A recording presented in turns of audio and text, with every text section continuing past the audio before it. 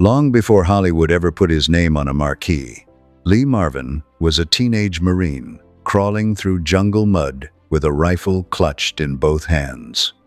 Beach after beach, he came ashore under Japanese fire, watched men he knew die right next to him, and walked away from a massacre that tore through nearly his entire company in 15 minutes flat.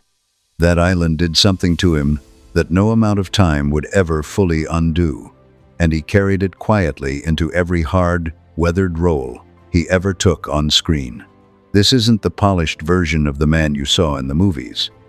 This is the real account of a frightened 18-year-old who came home a killer, a hero, and someone fundamentally altered, all before his 21st birthday. A kid who was never supposed to be a soldier at all.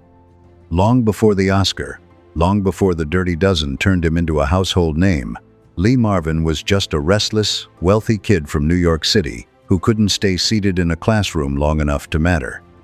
He was born Lamont Waltman Marvin Jr. on the 19th of February 1924 in New York City. His father, Lamont, was a decorated World War I Army captain who later moved into advertising and eventually led the New York and New England Apple Institute. His mother, Courtenay Washington Davidge, worked as a fashion writer and beauty consultant. Lee had an older brother named Robert, who grew up to become an artist and teacher. On paper, this family looks comfortable, even privileged. In practice, young Lee was a handful. There's a detail buried in his family background that's worth knowing. He was named in partial honor of Confederate General Robert E. Lee, who happened to be his first cousin, 4 times removed. The family also carried a distant connection to George Washington, and his father was a direct descendant of one of Hartford, Connecticut's founding settlers, a man who had crossed from England in 1635. Marvin came from deep American roots, with a family legacy built on service and sacrifice. His father had served as an army captain in World War I, and the generation before that had made sure Lee and Robert both knew their way around a firearm from early on. None of that lineage translated into any kind of academic success. Marvin took violin lessons as a boy, but formal schooling never clicked for him. He got expelled from several schools for bad behavior and eventually ended up at St. Leo's College Preparatory School in Florida, where he still couldn't quite get it together. As a teenager, he'd take any excuse to get outdoors, spending weekends hunting deer, wild turkey, puma, and bobwhite quail through the largely uncharted backcountry of the Everglades. He was restless, rebellious, and far more at ease with a rifle than a textbook. Then the 7th of December 1941 arrived.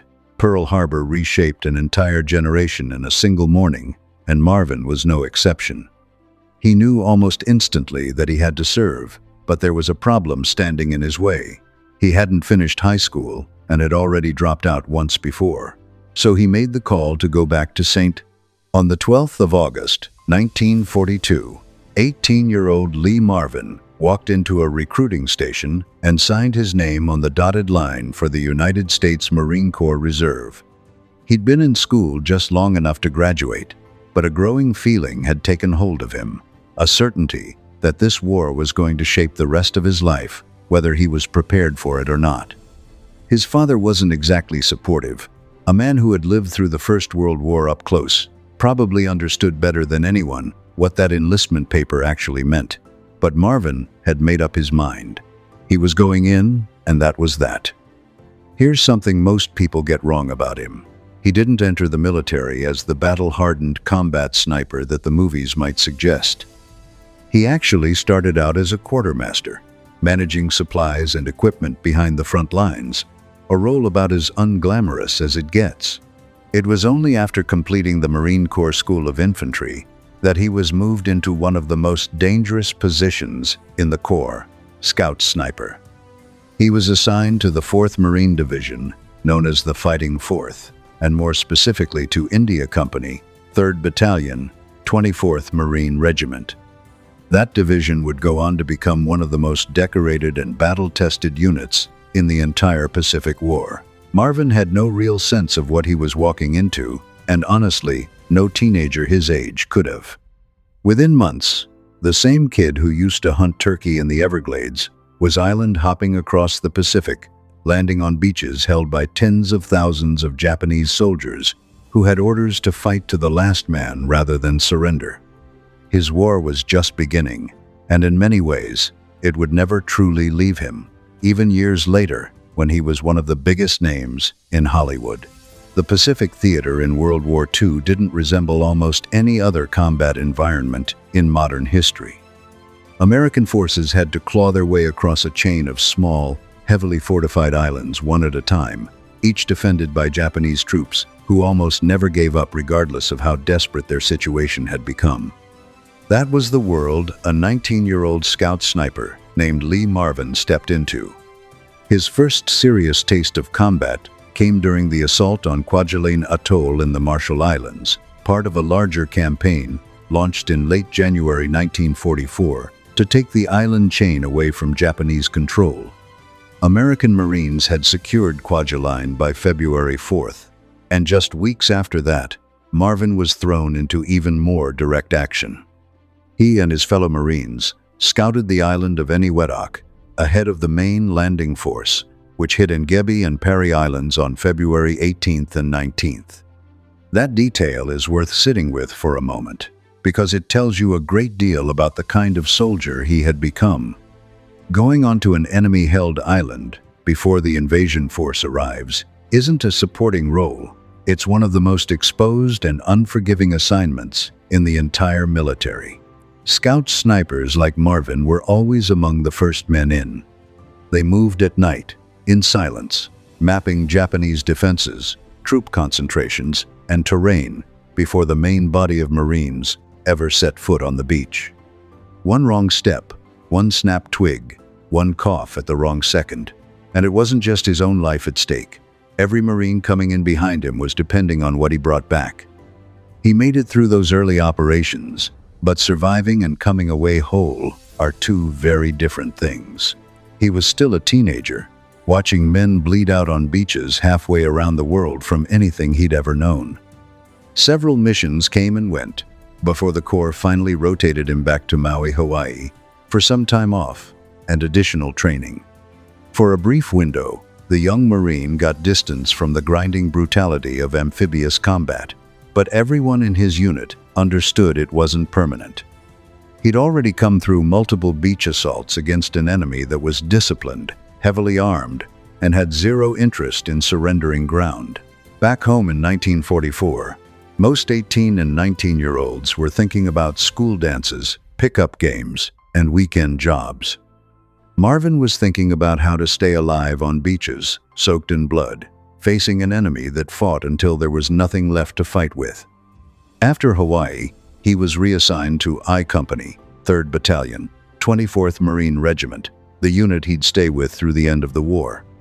His next assignment would turn out to be the single most defining experience of his life, something that shaped every year that followed, both in front of a camera and far away from one. That assignment was a 70-square-mile island in the Mariana Chain that most Americans had never heard of before June 1944. Its name was Saipan. Military planners wanted Saipan badly.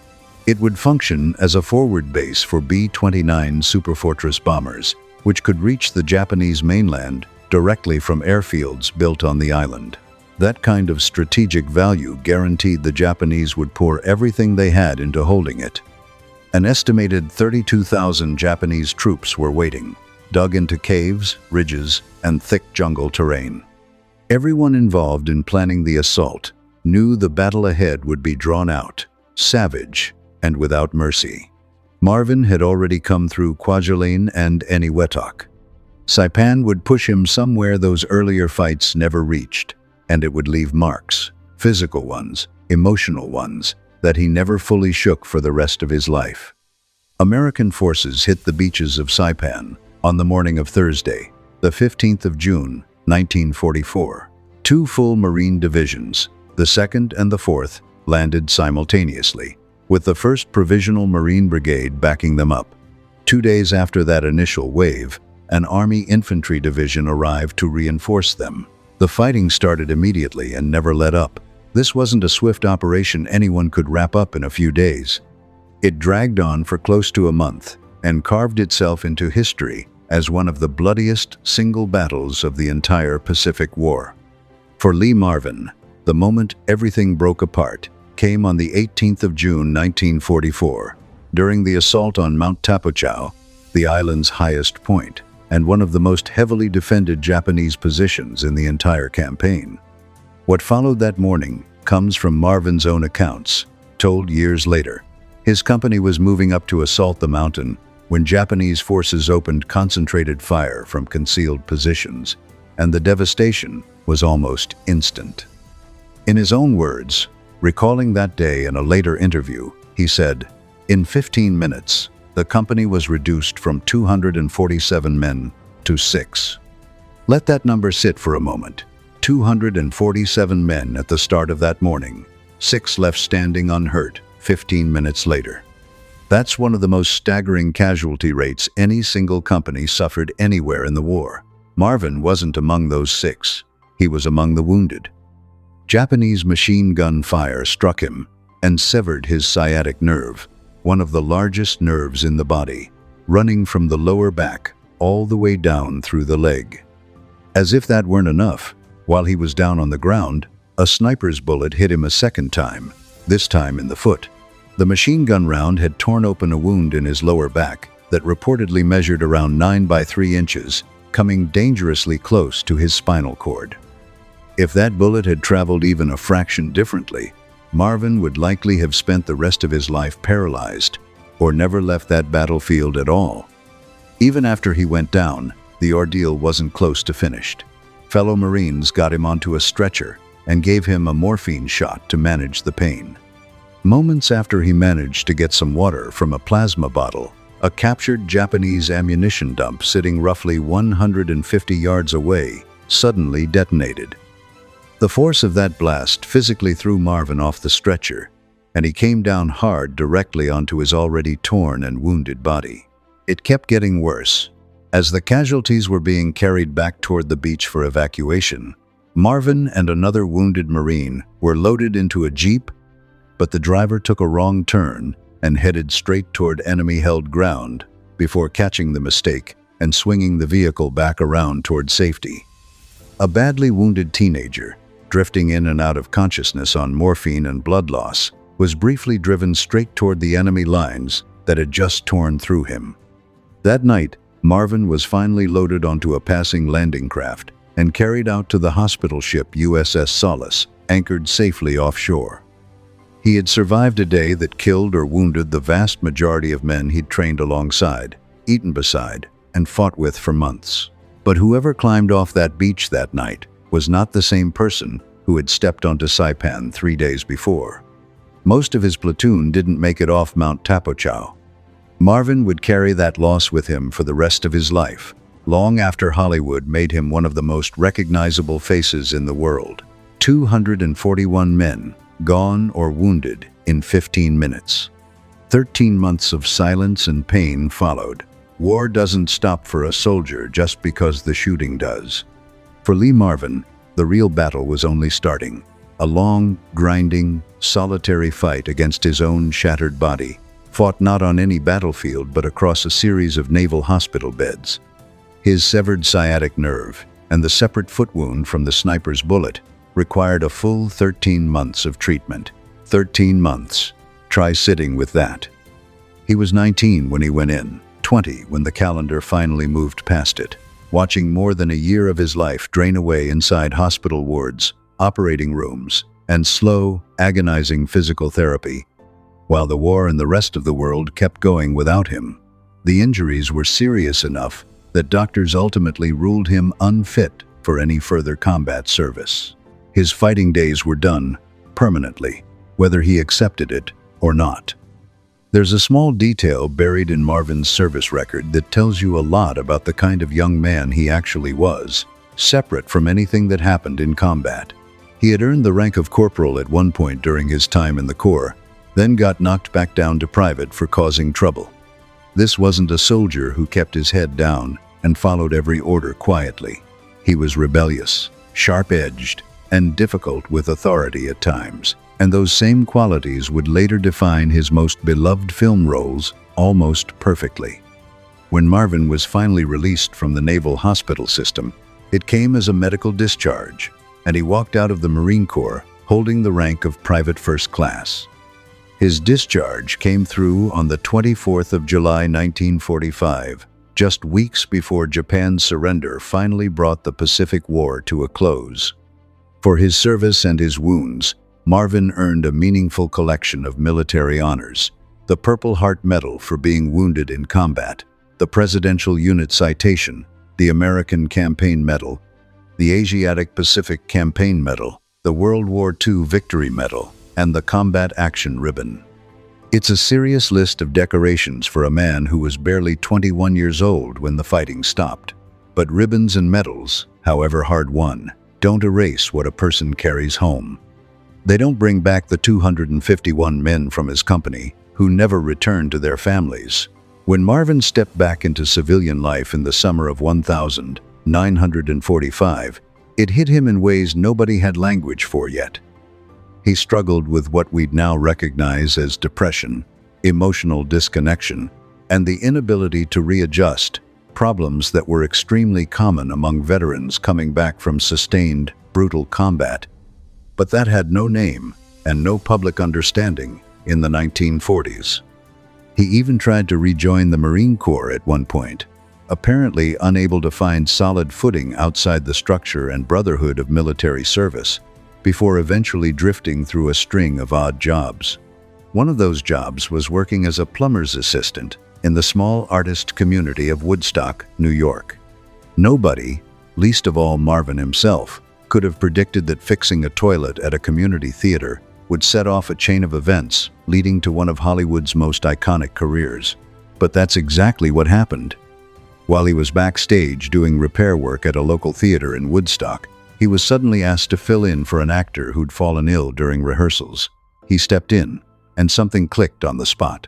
The acting bug caught him immediately, and it never let go. He soon moved to Greenwich Village, using the GI Bill, the same government program that helped thousands of returning veterans access education, to study at the American Theater Wing.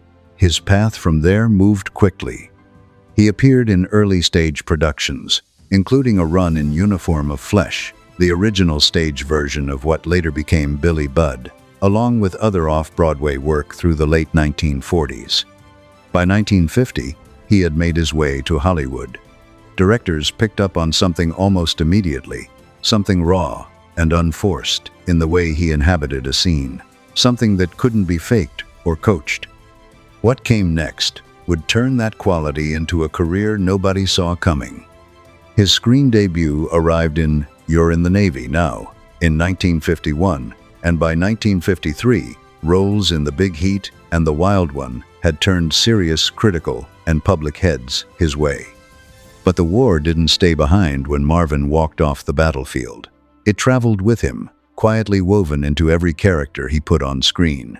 He rarely spoke about Saipan in casual conversation, and for most of his life, he kept that part of himself locked away. When he finally did talk about it, decades later, there was nothing casual or polished about what came out. He once distilled what the Marine Corps had burned into him down to a single brutal thought: life is every man for himself. You can't ever let your guard down, and the most useless word in the world is help. That's not dialogue some screenwriter crafted to make an actor sound tough. That's a man who survived Saipan telling you exactly what it cost him. That deep, unshakable hardness fed directly into his best work on screen. When he took the lead in The Dirty Dozen in 1967, playing Major John Reisman, a commanding officer tasked with sending convicted soldiers into an almost certainly fatal mission behind enemy lines, he later said his time in the Corps was the direct blueprint for how he built that character. He wanted to play that officer the way he believed command should actually look, filtered through the perspective of an enlisted man, rather than some romanticized studio version of military leadership. He knew, better than almost anyone else on that set, the distance between real combat and what the cameras were capturing, and it bothered him. He reportedly walked away from the finished cut of The Dirty Dozen unsatisfied, feeling the film fell short of what actual warfare truly looked and felt like. That same drive for authenticity didn't stop there.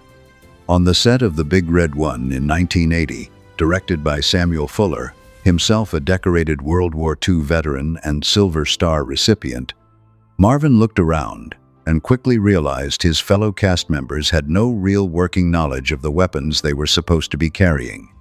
So, he did something about it. He got hold of real M1 rifles and blank ammunition, ran informal shooting sessions between takes, and personally walked the cast through how to field strip and clean their weapons, even sending the rifles home with them at night, so the habit became second nature. A man who had actually carried those weapons under fire, quietly passing that knowledge on to actors who were only pretending. Marvin's time in the Marine Corps left marks across his entire career, well beyond The Dirty Dozen. He kept working in the war genre for years after The Dirty Dozen, taking roles in Hell in the Pacific in 1968, Shout at the Devil in 1976, Avalanche Express in 1979, and The Big Red One in 1980. He even returned to his most celebrated role for a television follow-up, The Dirty Dozen: Next Mission. What's worth noting is that despite carrying more real combat experience than most actors could ever claim, Marvin reportedly passed on several notable war roles, including a part in the 1968 production, Where Eagles Dare. The war had cost him enormously, yet his bond with the Marine Corps never loosened, not even slightly, not even once. He showed up consistently to reunions held by the 4th Marine Division Association, and stayed genuinely connected to the men who had stood beside him on those beaches. They didn't need to explain anything to each other. They already knew. In 1986, just 1 year before he died, Marvin told a military publication that spotting a young Marine at an airport still stopped him cold. That image alone, a fresh recruit carrying the same discipline Marvin once had drilled into him decades earlier, clearly never lost its weight. He died on the 29th of August 1987 at the age of 63 from a heart attack, following a stretch of declining health. His final resting place is Arlington National Cemetery, Section 7A. His headstone doesn't mention his Academy Award for Cat Ballou. It doesn't name Point Blank or The Dirty Dozen. It reads, simply, Lee Marvin, PFC, U.S. Marine Corps, World War II. He's buried near figures like 101st Airborne Division General Maxwell Taylor and heavyweight boxing champion turned Army Technical Sergeant Joe Louis, which feels entirely right. For a man who spent over 3 decades as one of the most recognizable faces in American cinema, that plain stone marker says more than any film credit ever could. He didn't see himself as a movie star first. He didn't lead with the Oscar. He was a Marine, and underneath everything, still that 19-year-old kid from Saipan who somehow made it home. Marvin rarely talked about what he witnessed in the Pacific, but those experiences ran through every performance he ever gave, lending a weight and a gravity that no acting class could manufacture. Behind every hard-edged role was a man who had survived one of the bloodiest campaigns of World War II and carried it quietly for the rest of his life. If this story stayed with you, drop a like and subscribe so you don't miss what's coming next. And tell us in the comments which wartime figure or classic Hollywood legend you'd like us to dig into. We read them all, and we'd love to hear from you. See you in the next one.